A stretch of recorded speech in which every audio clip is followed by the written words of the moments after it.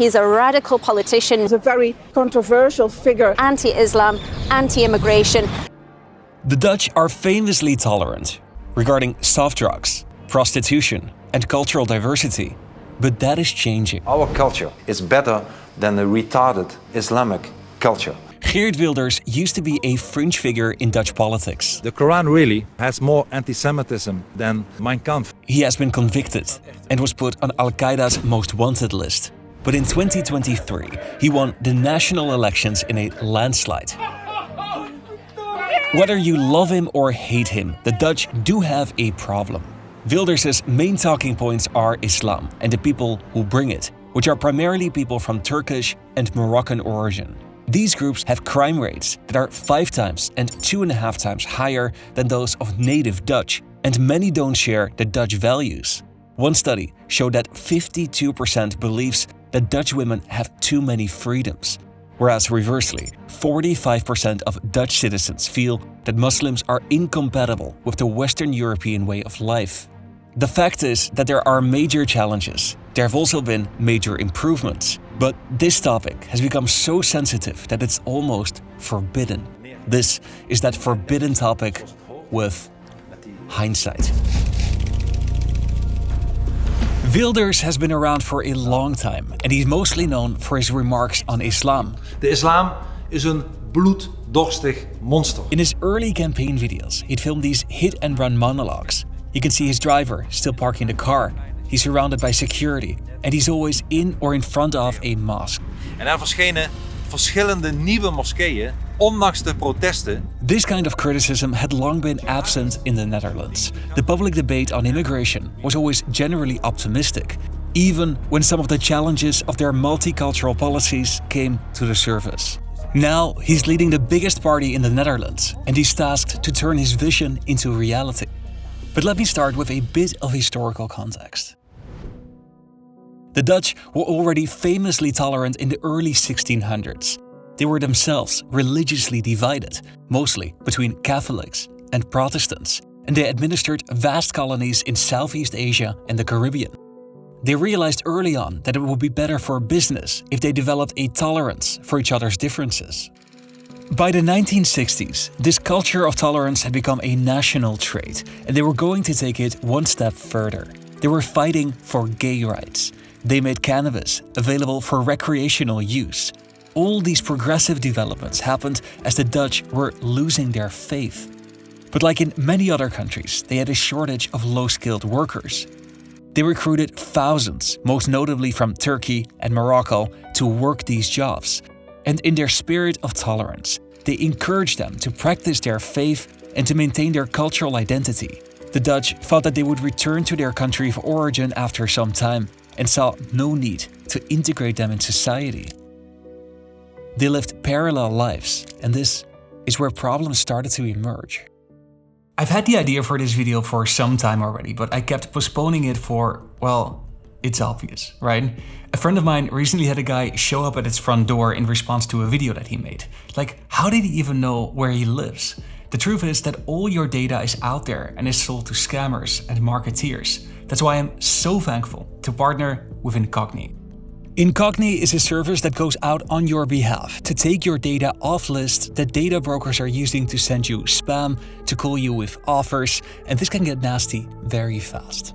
I just signed up, and within minutes they managed to get my data from 16 lists and 31 are in progress. You can see exactly where your data is deleted and which brokers have an iffy reputation.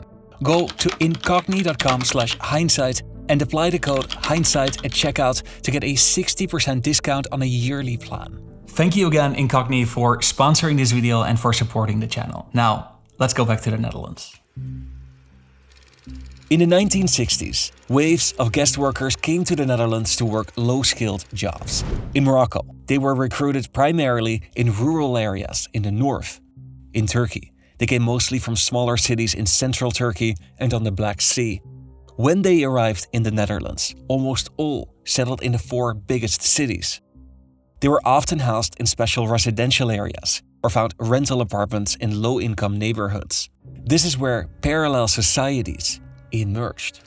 The first generation worked long days for little money, and their crime rates were well below the national average. But their kids started causing trouble. The most problematic group were the so-called 1.5 generation of Moroccans. These were the children of the first generation of immigrants that moved to the Netherlands when they were very young. They often felt stuck between two cultures, and a worrying 65% of them were charged with a criminal offense before the age of 23. At that time, there was an unchallenged consensus amongst politicians that their multicultural policies worked brilliantly. One author said that politicians had a gentleman's agreement to refrain from using the issue in electoral campaigns. This created a bias. Positive integration results were emphasized while negative aspects were downplayed. Many of these people lived in poverty, segregated, and in disadvantaged neighborhoods. By 2005, crime rates were much higher. Native Dutch had a crime rate of 150 per 10,000, while Moroccans had a rate that was 5 times higher and Turkish 3 times higher. Many of these kids spoke the language poorly, which gave them a disadvantage at school. Over time, there emerged so-called black schools, schools where over 50% of students had a non-Western immigration background. By 2006, almost half of all high schools in the 4 big cities were attended by at least 50% non-Western students. In a quarter of schools, this figure was over 80%. The first critique on poor integration results started in the late 1980s and 90s, but in the 2000s it really heated up. Goedenavond, Pim Fortuyn is dood. Laten we in godsnaam onze kalmte bewaren. A politician who voiced vocal critique on Islam was murdered just 9 days before the election. I think Holland is too tolerant. We need to respect each other. I don't know, I'm confused. I don't understand. Shortly thereafter, a well-known filmmaker was shot in cold blood. Je mag niet zeggen wat je wilt, hoor. Waar gaan we naartoe? Naar de kloten. This was at a time of a heightened global anxiety about terrorism associated with groups that identified with Islam. In this context, Geert Wilders started his party. I have nothing against Muslims, I have nothing against people.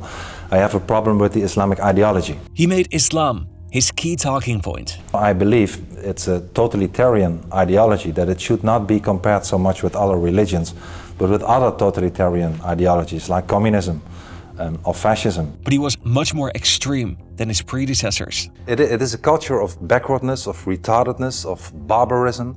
In his first election, he won 9 seats, which was considered an impressive result, but it was still far less than the largest party. The harsh critique from Wilders resonated with segments of society, and he doubled down on this approach. He published this article with the title "Ban the Quran, also in mosques." And he published Fitna, a provocative short film that vilified the religion. I believe Islam is a violent and dangerous religion and even a retarded culture. This gave him international attention. I want a full stop of immigration from Muslim countries to the Netherlands. Not because I have something against the people, but I believe that they bring along a culture and an ideology, a fascist ideology that we should not let grow in our societies. This earned him a spot on Al-Qaeda's most wanted list. Dead or alive, it read. By 2009, Wilders was firmly established as a politician, and his critique on Islam cost him all his freedom. He was known for being provocative. He was considered extreme and outlandish, like his proposal for a headscarf tax. De introductie van een hoofddoekjesbelasting. This would cost €1,000 per year. It earned him some laughs in cabinet and some attention in the media, and the public loved it. In 2010, he won an impressive 24 seats, just 7 shy of becoming the largest in the country. The public debate on Islam and the migrant communities that bring it to the Netherlands was no longer ignored. It was now widely discussed in the media, and more voices entered the debate. Wilders, in one of his first interviews, said that he entered politics for one reason: to fight Islam. But he was now facing more political competition. 2017 was a consequential year in the Netherlands. Thousands of Turkish people took to the streets to show support for President Erdogan of Turkey. after the Dutch refused entry to a Turkish minister, they clashed with the police. Reports broke about how Turkey is using mosques to spread messages that could be interpreted as politically motivated. This led to widespread concern about Turkey's influence to control its diaspora in the Netherlands. Ik ben hier geboren en getogen. Voor het eerst voelde ik me niet echt thuis. While many Turkish people felt that the Dutch government didn't have their backs. Ik vind het de domste van het domste dat ze dit kunnen doen. Wilders shared a tweet showing Erdogan with the text terrorist. And Erdogan sued Wilders for insulting the president, a crime that's punishable in Turkey for up to 4 years in prison. Religious freedom is a constitutional right, and it's firmly part of the Dutch sense of national identity. But some Muslims had values that contradicted other key values in the Netherlands. This study from 2013 questioned Muslims in 6 countries, amongst which the Netherlands. To the statement, "I don't want homosexuals as friends," 56% of Muslims agreed. To the statement, "Jews cannot be trusted," 45% of Muslims agreed. To the statement, "The rules of the Quran are more important than the laws of the country," 65% agreed. The offer clarified that there's nothing intrinsic to Islam that explains these problems. It was not a critique on the religion, but it showed how religious fundamentalism is much more prevalent than was previously assumed, and that deserves attention. Despite the debate about Islam and immigration now entering the mainstream, Geert Wilders wasn't performing well in elections. He lost significantly in 2012 and struggled to recover in the subsequent elections. Islam and freedom, Islam and democracy are incompatible. Muslims in the Netherlands are feeling increasingly alienated, and Geert Wilders isn't helping. But people don't even practice in the same way. No, but look at every country in the world where Islam is dominant. If you continuously hear that your culture is backward and your religion is bad, it only makes sense that it leads to feelings of alienation and resentment. Wilders would share tweets saying things like these. Most Muslims in the Netherlands now consider their faith their primary social identity. They feel Muslim first and Dutch second. The percentage of Dutch women of Moroccan origin that wear a headscarf increased from 75% to 89%, while it remains stable around 50% for women of Turkish origin. The number of people that pray 5 times per day also increased by about 10%. Wilders realized that in order to grow his party, he needed to tone down his rhetoric and adopt more policy standpoints. And that's what he did. He had always been a Eurosceptic. We need to have an exit. That's inevitable. And he now positioned himself as a champion of the poor. He expanded his persona to appeal to a larger group of people, and he became less provocative. He talked about the economy, healthcare, asylum seekers, and the relationship with Russia. If you take away some of the rougher edges of Geert Wilders, what remains is a charismatic man with a good sense of humor. Om de cultuur te herstellen van Nederland mag Zwarte Piet minister van Cultuur worden. But it still came to everybody's surprise just how many seats he won during the 2023 election. He had now become the leader of the largest party in the Netherlands. And the question on everybody's mind is, who is he really? His old self, or what the media dubbed Geert Milder. Zegt u dan geen nieuwe moskeeën erbij of ook de bestaande moskeeën sluiten? Nou, hoe minder hoe beter. Laat ik het daarmee samenvatten. Wij vinden dat het eigenlijk niet bij een open en vrije samenleving hoort, omdat die religie of ideologie, hoe je het ook wil noemen, eigenlijk totalitair is. Is dat nu bij deze campagne het belangrijkste punt? Het antwoord is nee. Islam zal nooit uit ons DNA gaan, maar de prioriteit ligt nu duidelijk bij andere zaken. Wilders maintains his stance on Islam, but he showed a willingness to compromise. Some of his most controversial ideas, such as a ban on mosques and the Quran, were put aside, and his priority became to lower the number of non-Western immigrants that arrive in the Netherlands. He advocates to make the Netherlands as unattractive as possible for asylum seekers, taking inspiration from Denmark. He wants stricter border controls and less involvement from the EU.